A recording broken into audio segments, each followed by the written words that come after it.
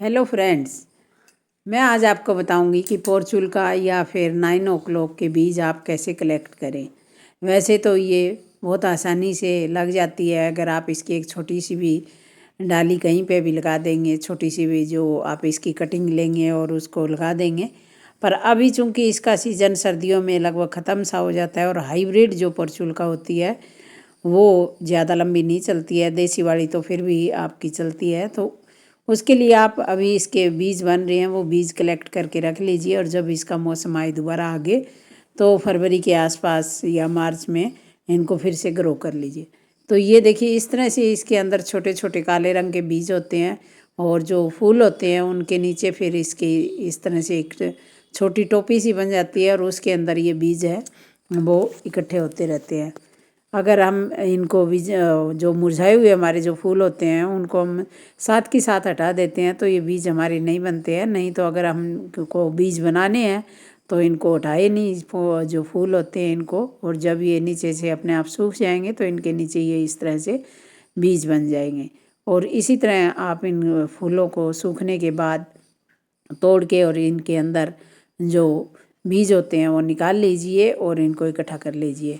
जो देसी वैरायटी होती है पोर्चुलका की, ये देखिए इसमें ये जो छोटी सी टोपी है इसमें कितने सारे जो बीज है वो निकले हुए हैं। तो जो देसी वैरायटी होती है वो तो सर्दियों में भी फ्लावरिंग करती रहती है, पर जो ये हाइब्रिड होती है ये सर्दियों में कम चलती है। इसीलिए मैं अभी इनके बीज इकट्ठे करके और किसी ऐसी चीज़ में भर के रखूँगी जो कि एयर टाइट हो। तो ये देखिए कि ये बीज जो है मैंने इकट्ठे कर लिए हैं इस वाले बाउल में, और ये थोड़े से बीज इसमें से निकले हैं। अभी मेरे पास एक और गमले में पीले रंग की पोर्चुलका है, मैं उसके बीज और निकालूंगी। और ये जो रेड वाली पोर्चुलका है देखिए इस पे फ्लावर बिल्कुल ही कम हो चुके हैं और अभी ये मुरझाने भी लगी है। अभी मैंने इसको खाद वगैरह भी दी पर फिर भी अभी इसका सीज़न जो है जा रहा है तो इसलिए धीरे धीरे करके जो ख़त्म होने को है। तो ये अब मैं निकालूंगी इस रेड वाली पोर्चुलका के बीज है वो इकट्ठे करूँगी।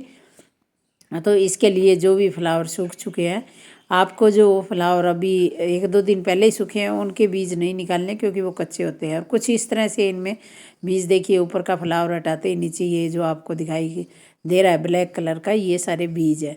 तो इसमें इस तरह से बनते रहते हैं। और इसके बाद जो कच्चे फूल हैं उनके नीचे बीज अभी नहीं बने होंगे क्योंकि जब एकदम से सूख जाता है फूल उसके बाद ये जो बीज है वो बनते हैं। और ये देखिए इसमें इतने सारे बीज निकल चुके हैं तो इनको मैं इकट्ठा करके किसी दूसरी चीज़ में डालूँगी। आपको रखना है इसको किसी ऐसी चीज़ में है जहाँ की इसको नमी ना इसको पहुँचे, तो नहीं तो फिर ये बीज जो है वो ग्रो नहीं हो पाएंगे। और ये वाले बीज मैं एक दूसरी बाउल में इकट्ठा करूँगी और फिर उसके बाद इनको किसी चीज़ में डाल के बंद करके रख देंगे और आगे जब इसका मौसम आएगा तो फिर इसको ग्रो कर लेंगे। तो इस तरह से आप क्योंकि हाइब्रिड जो पोर्चुलका होती है वो अक्सर हम नर्सरी से लेते हैं और जब इसका सीज़न चला जाता है तो हम ये अपने आप धीरे धीरे मरने लगती है तो फिर ये हमें लेके आनी पड़ती है फिर से, क्योंकि इसकी कटिंग हमें कम ही मिलती है। और जो देसी वैरायटी होती है उसकी तो कटिंग हम कहीं से भी ले सकते हैं, पर हाइब्रिड वाली पोर्चुलका को मैंने देखा है कि कम लोग ही ग्रो करते हैं। तो मैं ये 3-4 कलर लेके आई थी हाइब्रिड पोर्चुलका के, वाइट, येलो, रेड।